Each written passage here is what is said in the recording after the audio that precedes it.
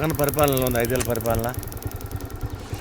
జగన్ పరిపాలన నిరుద్యోగులకి ఏం కావాలని కోరుకుంటున్నారు? నిరుద్యోగులకు ఉద్యోగాలు వేయాలా, ఇంకా అయిపోయి ఏమో వెలగబెట్టేది ఇక్కడ.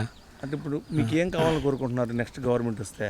నెక్స్ట్ గవర్నమెంట్ ఏ గవర్నమెంట్ వస్తే ఎవరు వచ్చినా కానీ ఎవరు వచ్చినా కూడా కానీ అభివృద్ధి అనేది ఉండాలి. ఫస్ట్ రాజధాని అనేది ఉండాలా, జనాలకి డబ్బులు ఇచ్చేది కాదు, ఫస్ట్ అభివృద్ధి వాళ్ళకి పని చూపించాలా మెయిన్.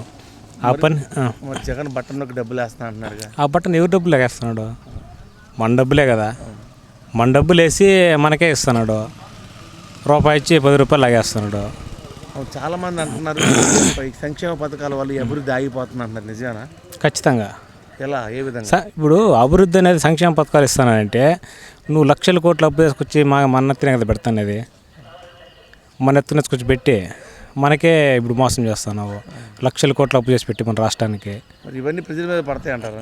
ఖచ్చితంగా. ఎందుకు పడవు? మరి అందరూ చాలామంది మాకు బట్టలకు డబ్బులు ఇస్తారు, మాకు జగన్ కావాలంటున్నారు, ఎలా అది?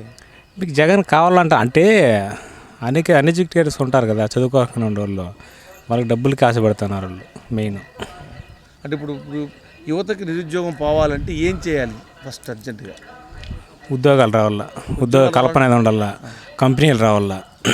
కంపెనీలు వస్తేనే ఉద్యోగాల కల్పన వస్తుంది. ఇప్పుడు ఏ గవర్నమెంట్ వచ్చినా కూడా కానీ కంపెనీ అనేది వస్తేనే కదా మనకి అభివృద్ధి అనేది చెందుతుంది. అంటే ఉచిత పథకాల వల్ల ఉపయోగం లేదు అంటారు ఫైనల్గా. ఉచిత పథకాలు అనేది ఎవరికి ఇవ్వాలా? చాలా నిరుద్యోగులుగా ఉండే వాళ్ళకి ఇవ్వాలా. నిరుద్యోగులకు ఉద్యోగాలు లేనప్పుడు నువ్వు బటన్ నొక్కి నువ్వు డబ్బులు ఇస్తానంటే ఎవరికి ఇస్తావు? Please like and subscribe Eagle Andhra.